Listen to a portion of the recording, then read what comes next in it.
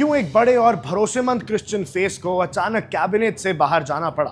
क्या जॉर्ज कुरियन का रेजिग्नेशन सिर्फ एक नॉर्मल रूल्स एंड रेगुलेशन का मामला है, या फिर बीजेपी के पास केरला पॉलिटिक्स को लेकर कोई बहुत बड़ा नया मास्टर प्लान है? दर्शकों, आज हम बात कर रहे हैं एक ऐसी बड़ी पॉलिटिकल खबर की जिसने पूरे पॉलिटिकल कॉरिडोर में काफी सवाल खड़े कर दिए हैं। Union minister of state for minority affairs George Kurian ने अपने पद से रिजाइन कर दिया है और प्रेसिडेंट द्रौपदी मुर्मू ने उनका रेजिग्नेशन एक्सेप्ट भी कर लिया है। लेकिन इस पूरी कहानी में सबसे बड़ा ट्विस्ट ये है कि उन्हें खुद बीजेपी ने राज्यसभा के लिए रीनॉमिनेट नहीं किया। आइए इस पूरे मामले को बिल्कुल शुरुआत से समझते हैं। जॉर्ज कुरियन मोदी गवर्नमेंट के उन बड़े चेहरों में से एक हैं जो क्रिश्चियन कम्युनिटी से आते हैं। उनके पास दो बहुत इंपॉर्टेंट पोर्टफोलियोज थे।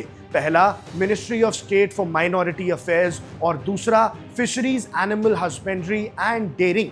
लेकिन 21 जून को उनका राज्यसभा का टेन्योर ऑफिशियली खत्म हो गया। अब कॉन्स्टिट्यूशन का एक सीधा सा नियम है। आर्टिकल 75 के मुताबिक अगर आपको मंत्री बने रहना है तो आपको पार्लियामेंट के किसी भी एक हाउस यानी लोकसभा या राज्यसभा का मेंबर होना जरूरी है। अगर आप मेंबर नहीं हैं तो मैक्सिमम 6 महीने के अंदर आपको मेंबरशिप लेनी पड़ती है। कुरियन साहब का टर्म खत्म हुआ और पार्टी ने जून 18 को हुए राज्यसभा पोल्स में दोबारा उन्हें टिकट नहीं दिया और इसका सीधा मतलब था कि उन्हें रिजाइन करना ही पड़ेगा, और वही हुआ।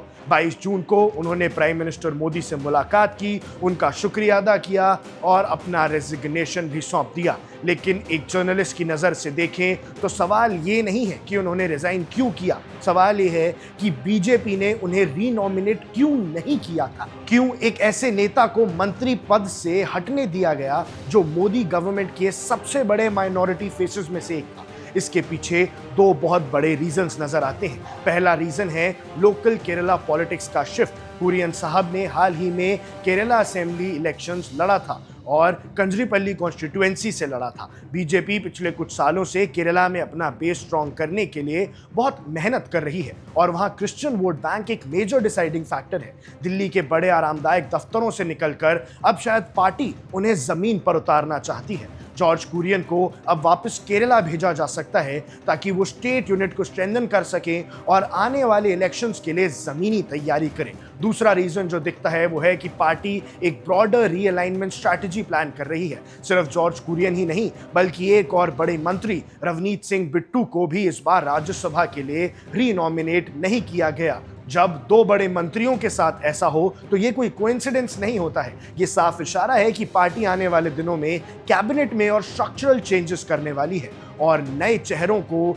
या रीजनल बैलेंस को मेंटेन करने के लिए नए लोगों को मौका दिया जाएगा। तो समरी ये है दोस्तों कि जॉर्ज कुरियन का रेजिग्नेशन भले ही टेक्निकल लग रहा हो क्योंकि उनका राज्यसभा टर्म खत्म हो गया, लेकिन इसके पीछे की असली कहानी केरला के पॉलिटिकल बैटलफील्ड में लिखी जा रही है। अब देखना यह होगा कि केरला पॉलिटिक्स में वापस लौटकर जॉर्ज कुरियन बीजेपी के लिए कितना बड़ा गेम चेंजर साबित हो सकते हैं और माइनॉरिटी अफेयर्स मिनिस्ट्री का ये अहम भार अब किस नए चेहरे को सौंपा जाता है। आपको क्या लगता है, क्या जॉर्ज कुरियन को वापस केरला भेजना बीजेपी का सही फैसला है? अपनी राय हमें कमेंट सेक्शन में जरूर बताइएगा। अब देख रहे हैं वन इंडिया, मैं हूं आकुश Kaushik. Subscribe to One India and never miss an update. Download the One India app now.